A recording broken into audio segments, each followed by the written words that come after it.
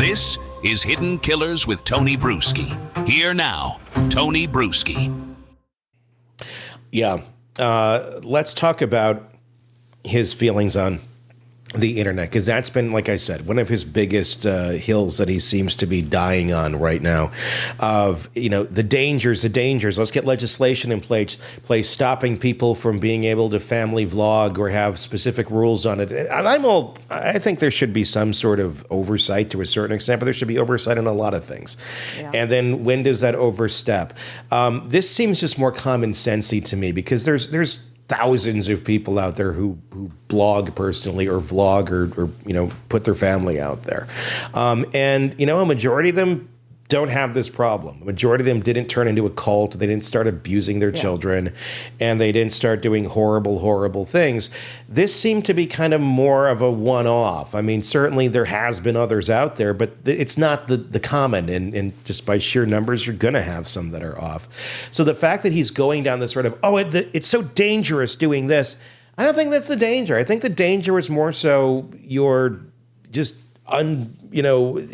no restrictive belief system, that you're ready to go down whatever road your church tells you to with whoever and your wife, and not standing up when you're seeing that your kids are being abused and just being completely blind to reality. I say take the internet, take Ruby's 8 passengers out of this whole equation.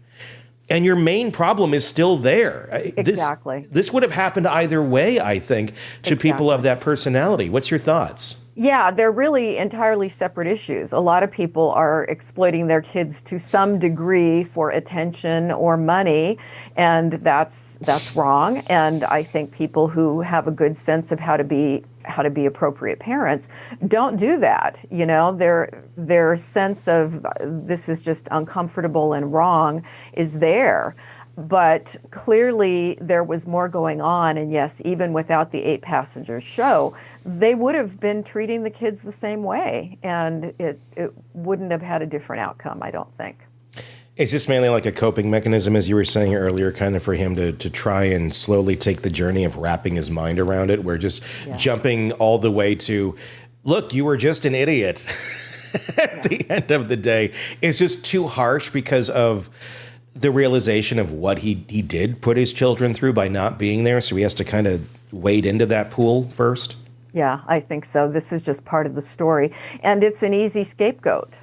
Because everybody is talking about this now and saying we shouldn't exploit kids and it isn't good for them. Yeah, duh. But that's the low-hanging fruit here. There was a lot more wrong than just that. He is now seeking legal custody of his minor children.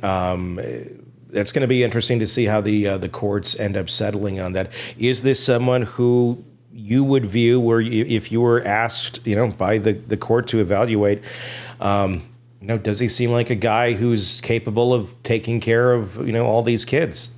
Yeah, that would be definitely one to look at closely, and to have, more of a psychological evaluation done, to have somebody go out into the home to watch his parenting.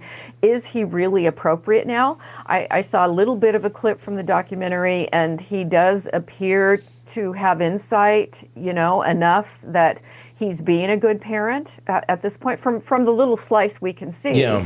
But it's definitely one to look at more closely, and to have some mental health professionals involved going forward.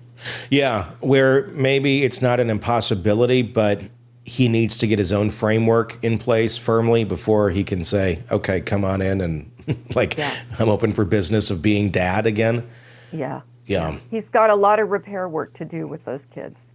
Another thing that comes out in the doc, and this is throwing a lot of people for a loop, I still love her, about Ruby Franke. Also, at the same breath, I'm going to put it in context, saying doesn't mean he wants to get back together with her, doesn't mean he would, reconcile, but I still love her. And according to this report here, allegedly, there has not been a filing of divorce as of yet.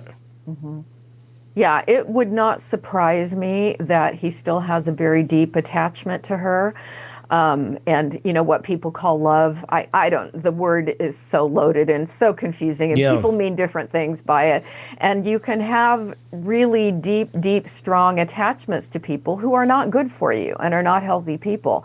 And so, just based upon all the things I've seen over the years, I would say it wouldn't surprise me if he did try to get back together with her at some point. What do you think love means to Kevin Franke? This is obviously just pure conjecture. I would guess that to some degree he has an idealized view of her and may still not completely appreciate the cruelty that was involved here. There may be more of a tendency to blame Jody when we know Ruby was very much involved in the abuse. And again, going back to the harsh parenting, the withholding of food, what kind of person does that? And that was going on for a long time. So it's of concern. And that's to me what is a hard one to wrap my mind around, knowing that this person has abused your own children under the guise of something else, literally brought this quack into their house and believed that it was a great idea for her and his wife to sleep together in the same bed, believed that demons were like possessing the children. And and there's a whole chapter there where they're talking about paranormal things happening in their house, like cabinets opening and all that stuff. And to keep going, I guess that there, maybe it's not such a hard thing to understand that someone could still love someone when you can easily go down these other roads and have gone down these other roads so willingly. It seems to be a very meldable mind. Very much.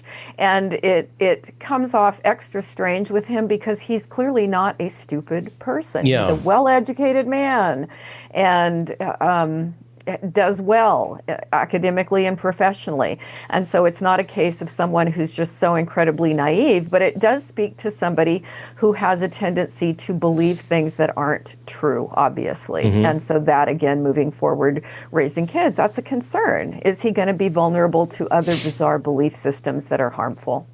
Well, and let's mix that in, because as far as we know, they're still members of the Mormon Church, and I'm not here to, slam the Mormon Church, though I do a lot.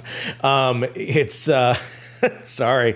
But we're talking, a lot of very magical beliefs here. We're talking about things that were very reminiscent almost of Chad and Lori Daybell. Now, I know the Mormon Church itself does not, believe the kids are demons and all the stuff that Lori Vallow Daybell believed in. And that's where you go to breakoffs of the church. And there's all sorts of fundamentalist breakoffs of LDS and all different, like, off-the-wall belief systems. And it seems that that's very much where Ruby was going, and so was Jody, into some sort of cultish, weird one-off. Like, they teed him up at the church and then let him go. Jumping back into that belief system, or, hopefully not the crazy extreme version, although one could argue that the regular version is qualified for that title. But with this, just going back to the normal version, is that something that is going to help in his healing in terms of, I don't know, community or just doing some actions that are maybe positive? I don't know. Or going back into magical type thinking, is that something that, really should just be completely off the table? I have concerns about magical thinking, and people, we all tend to go there at times, right? Whether it's prayer, whatever, burning candles. I've got candles burning behind me here. It's just soothing, it's calming, right? And so people are always looking for ways to feel better. And you mentioned the word community, to find social support, which is good for them. But nonetheless, we see the dangers here. And when magical thinking is determining how we behave in real life, I prefer to see people grow out of it. You know, I was raised in a very strict religion as a kid. By 18, 19, 20, I was done with it. Mm-hmm. And I'm very removed from the way I was brought up at this point. And I think that's healthier. That may just be my bias, you know, based upon my history. But if I were working with him as a clinician, I would love to see a lot of questioning going on and less blind faith and more of a sense of what is reality here and what is the truth, what was my role in all this, and what do my kids need moving forward.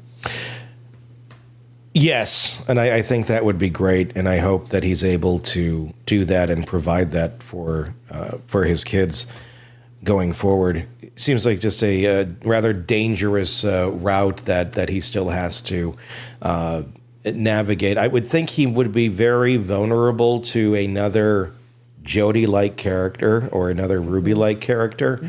Mm-hmm. Again, this is just my conjecture. Just seeing how he still's not seemingly quite seeing. That's I agree. The full picture here. He's not. He's still stuck on that. It's YouTube. YouTube's the devil. YouTube's the bad thing here, and maybe not to the same extent as a Ruby, but you know, privately, there's you don't need to have 1 million+ followers on YouTube to be a Ruby and to really inflict just as much damage on your children and your family without it. You don't need it. And it probably is far more prevalent in these sort of homes and situations than we're even aware of, because not everybody's doing a blog. Exactly. That's really what exposed it here. Yeah. Yeah, it's going to be fascinating to watch. I hope he's able to be there for his kids. That's the most important thing. That documentary is out on Hulu as of the 27th of February, 25. The latest true crime stories, expert breakdowns, and shocking twists, all in one place. Press subscribe now to the Hidden Killers podcast and True Crime Today.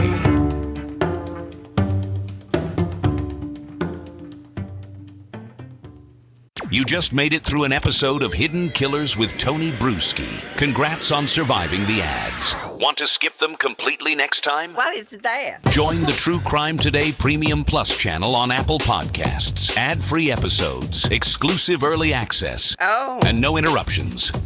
Just pure crime storytelling. Try it free for 3 days. Don't wait. Bitchin' stuff, dude. Hit subscribe now on Apple Podcasts and get ahead of the mystery. Know what I'm saying? Come on.